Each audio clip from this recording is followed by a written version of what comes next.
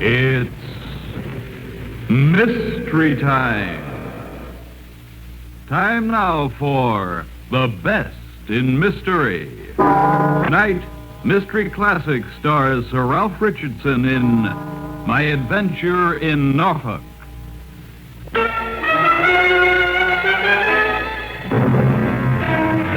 Here's Sir Ralph Richardson, and Mystery Time presents him now, transcribed in the adventure classic, My Adventure in Norfolk, by A.J. Allen.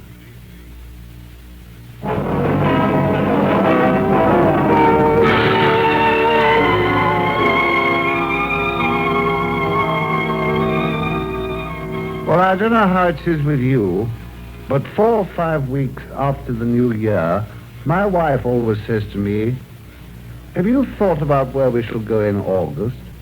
And of course I always say no. And then she starts looking through advertisements of bungalows to let. But it happened last year as usual, and I had forgotten all about it, as usual. Until one very foul morning in February, it was snowing like a barnstormer's production of East Lynne. Margaret looked up from her letters at breakfast and said, "I think it's the very place. Uh-huh. The man seems very civil, too." Oh, good. You know, if you ask me, the government will never get this new bill through. It's in Norfolk, a place called Hickling Broad. Eh? What is? But this bungalow, of course, I told you. It's furnished, too, with boathouse, garden, and garage. Seems hardly possible. And plate and linen. He says we can go and see it and stay the night. He'll arrange for a woman to come in and oblige. Oh, just a minute. I remember now. Isn't that the place with the exorbitant rent? Yes, but you'll have to talk to him about that. He's bound to come down. They always do. My experience is they always don't. You're never firm enough. Anyway, we can go down on Thursday and stay the night. What? In this weather? It may be beautiful by then. You know what the weather is this time of year.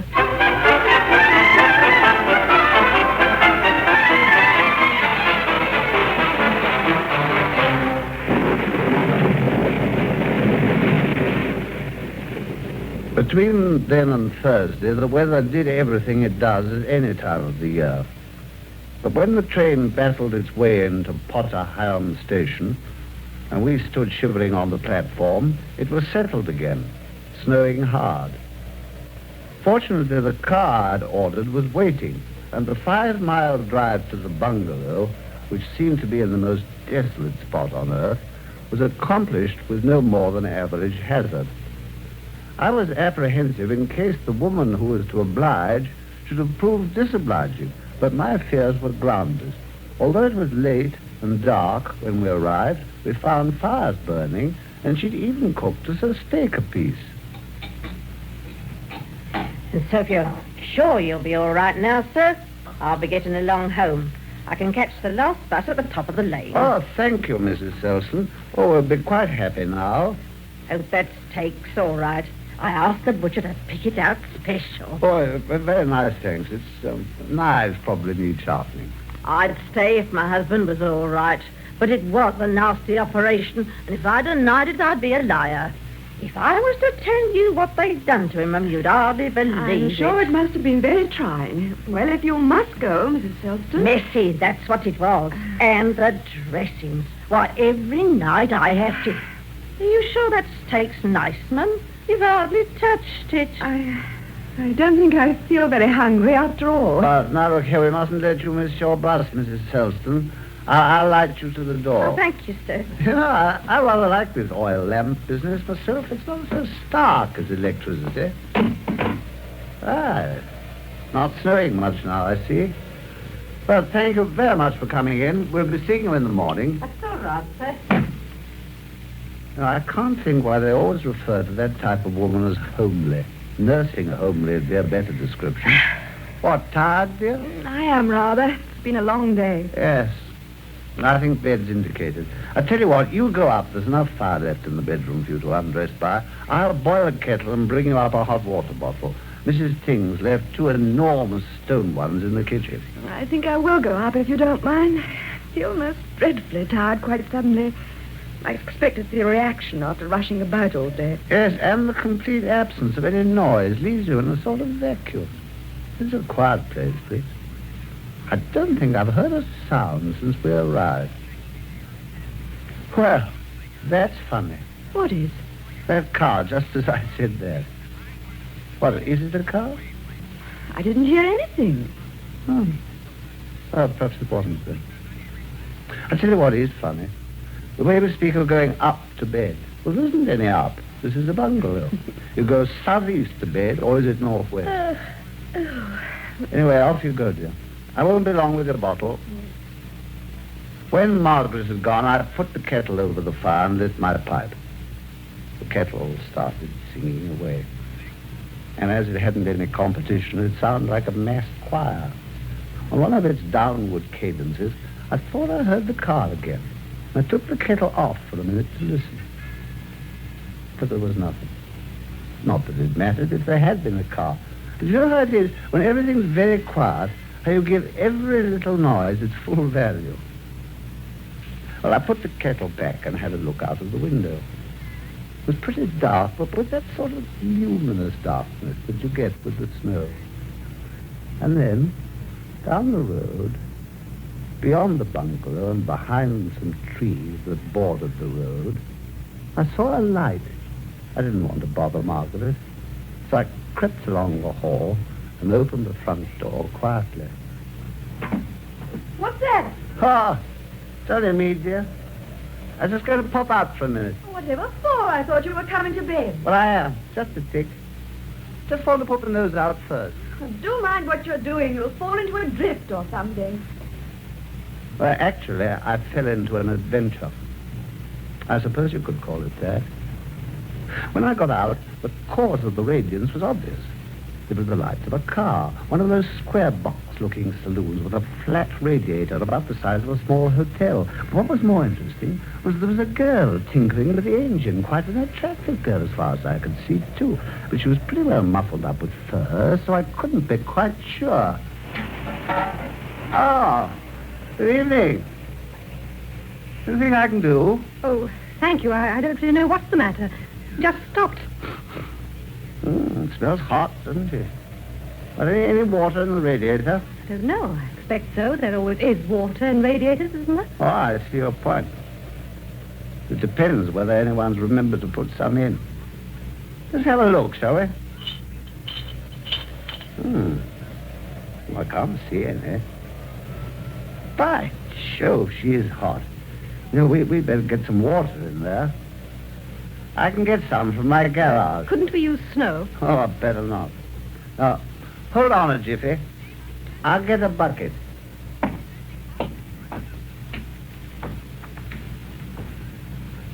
By the time I got back with a bucket of water, she'd found a funnel. And so I poured a little water into the radiator. Oh, look out now. Oh. Talk about volcanoes. I've even blown the funnel out. Well, let me see if I can turn the engine over. Well, I couldn't move it. I'll have a go. Oh, come on up, you brute. No, it's no go. It feels solid. I can't move it an inch. But it's no good. I must get on. But, my dear girl, it's miles to anywhere. I can't help that. I tell you, I've got to... What's that? What's what? That noise. Listen. That sounds like another vehicle coming. But if it comes this way, you can get a tow, or at least a lift to a more acceptable roof. I can see its lights. It's a long way off, though. You know, you can see for miles in this flat country. It struck me the girl didn't seem to be as pleased as she ought to have been. Well, as the lights and the sound of the engine got nearer, she was at first uneasy, then plainly scared.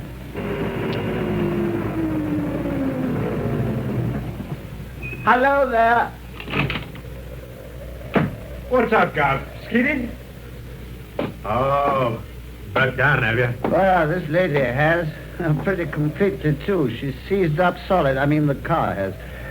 I wonder if you could help with a tow or a lift. Well, I'm going to Norwich. I could give the lady a lift that far if she liked. But what about the car? Well, I tell you what.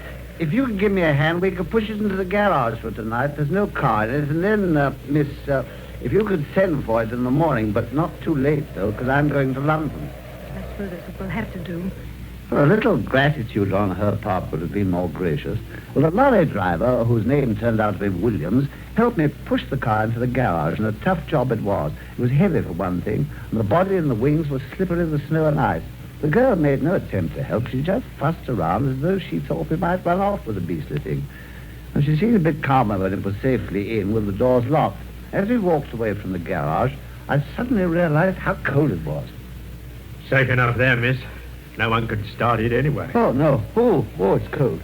You know, you two ought to come in and have a drink before you start. Oh, but Well, I don't mind if I do, Oh, sir. I won't take a minute. It'll warm you both. This way. I'll come in a jiffy, sir. I'd better pull my lorry out in the middle of the road in case anything else comes along. Don't want something up the back of it.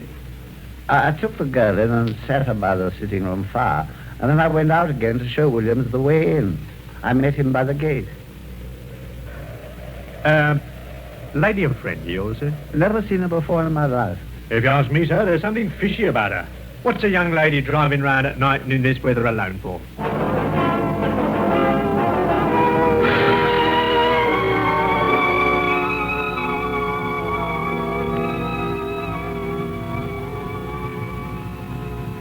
I mixed 3 whiskies and water. There wasn't any soda. I took my first opportunity to study the girl. Well, she's a bit older than I thought, and she treated us with a lack of friendliness. Well, we'd done nothing to deserve it. There's a vague hostility and suspicion, which was rather hard lines on us, considering, and she kept dodging out of the light. It struck me as odd. She hurried Williams over his drink in a rather foolish way, in view of the fact that he was to drive her. When he'd gone to start the engine, I asked her if she was all right for money, and apparently she was. Well, I reminded her to send early for the car, and she said she would, and off they went. Aye. You asleep, dear? No. I believe I dozed for a minute. Why did you go out? Yes. I thought I heard something, and I went down to see. I was right to it. It was a car broken down outside, and the girl all on her own. I gave her a drink, but she wouldn't stop. She's gone off to Norwich in a lorry. The girl wouldn't stop. Where's her car? We've shoved it in the garage. But you must have been gone for hours. Why didn't you wake me up? I told her about it and the way the girl had acted and how she'd been anxious to get away. Then Margaret said something which made me think. I think the whole thing's most peculiar. Peculiar? Well, funny you should say that. The lorry chap said it was fishy. Look here. Where did she come from? This is an unimportant road, not one you'd normally take. No, unless you were avoiding people. If you were driving a stolen car, for instance. A stolen car? Well, I never thought of that. You wouldn't. It was a girl. If it was stolen... By Joe, I'm going to have another look at that car. No, don't you move. I'll slip out and I'll look at it again. That car may hold the clue to the whole fishy business.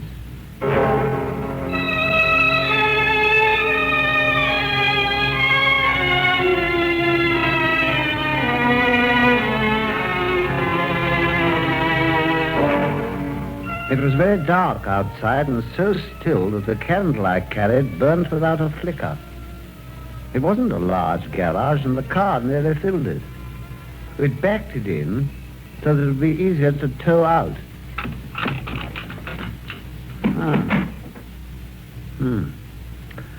Not the sort of car I'd pinch.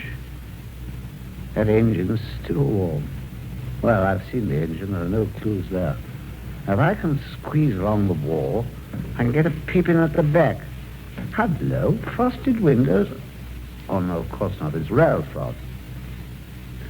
I wonder if there's room to open the door. Of course, it would open away from me. Hey, don't shove. pinning me against the wall. I didn't know anyone was there. Good heaven. He wasn't pushing. He was as dead as a doornail.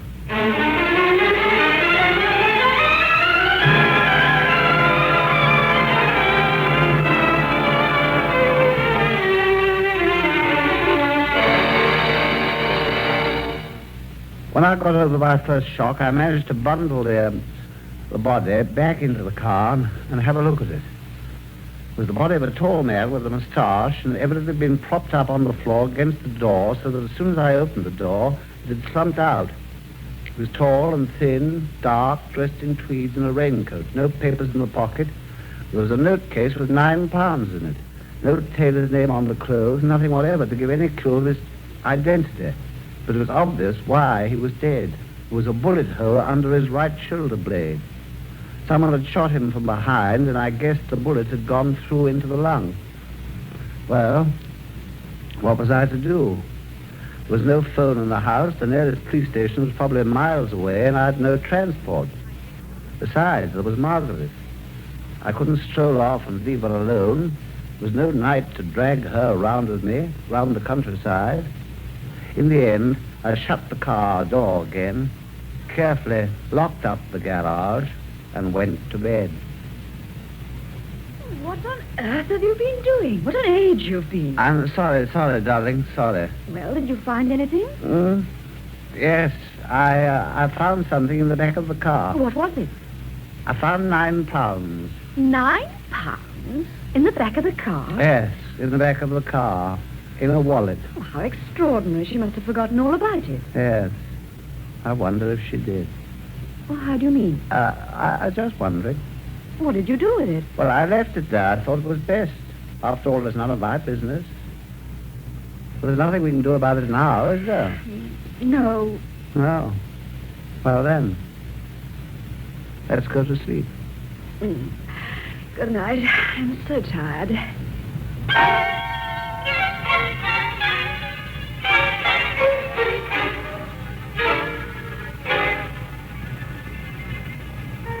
The next thing I knew, it was broad daylight and 9 a.m. Mrs. Selson was due at 10, so I tumbled out pretty quickly. I wanted to have another look at the car and the body in daylight. Unfortunately, I think the mention of the £9 had roused my wife's curiosity, and she insisted on coming to the garage with me. Now, look here, dear, I didn't tell you last night, but, well, there's something rather more to this than I said. You'll have to be prepared for a bit of a shock. A shock? Why? What else is there? Well, you see, But there's no car here at all. The garage is empty. I've never had such a shock in my life. No car, no body, nothing. There was a patch of grease on the floor where I dropped the candle, but otherwise there was nothing to show that I'd ever been in there. Another queer thing, there were no wheel marks, either in the garage or outside, so it had apparently snowed very heavily again and covered them up. It didn't look as though there'd been all that snow. Margaret was inclined to laugh at the whole thing. We went back to the house, and she got some breakfast. My belief is that you sat by the fire after I'd gone to bed, dozed, and dreamt the whole thing. There never was any car or girl. Wishful thinking, probably. And did I dream going out to the garage again and finding the £9? I don't know, but you must admit that the... Wait a minute. Look here, the glasses. The glasses? Yes. I said I gave them a drink, didn't I? Well, if the glasses are there, that proves it.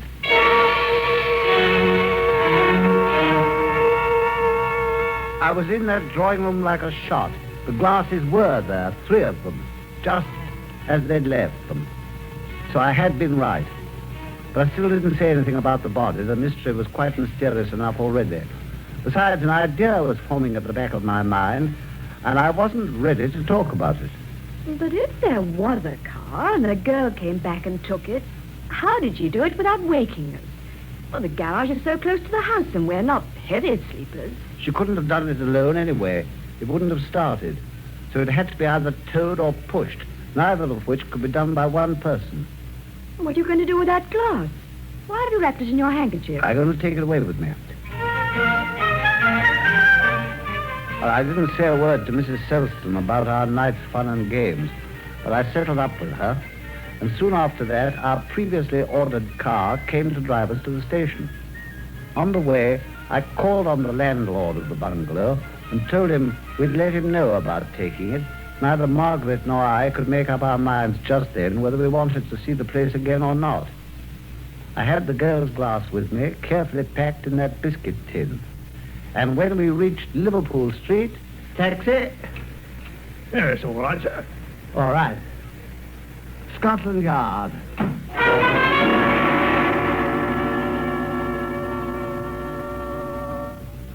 I was lucky.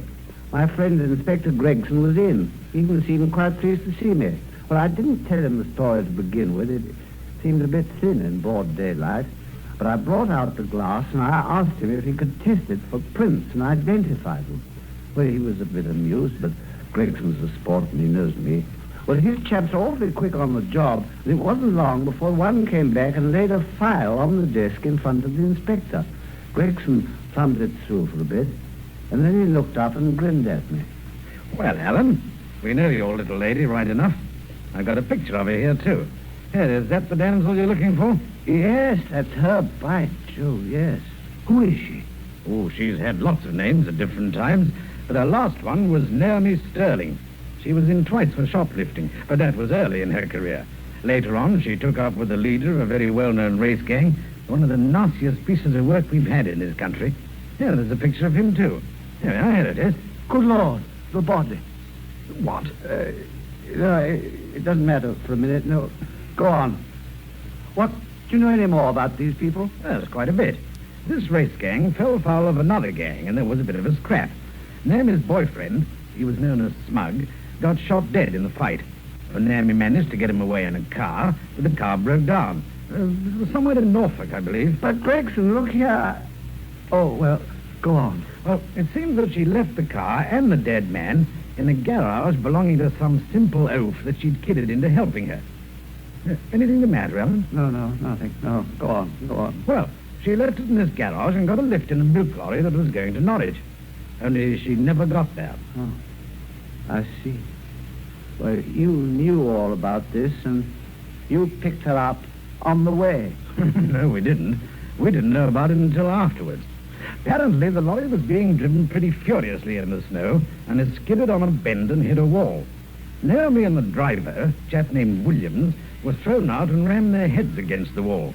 And that, in case you don't know, is a very, very fatal thing to do. Anyhow, it was in their case. What are you gaping like a fish for? Don't you believe me? Yes. No, I mean, look here, Gregson, I know you chaps are pretty smart, but how on earth can you know all this and have it there in black and white? There hasn't been time. It only happened last night. Last night? Last night, my foot. It happened 4 years ago this February.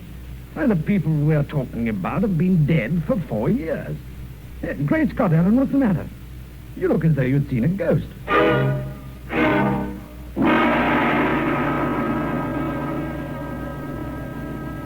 And that was the end of my adventure in Norfolk. But just think of it. I could have stuck to that 9,000.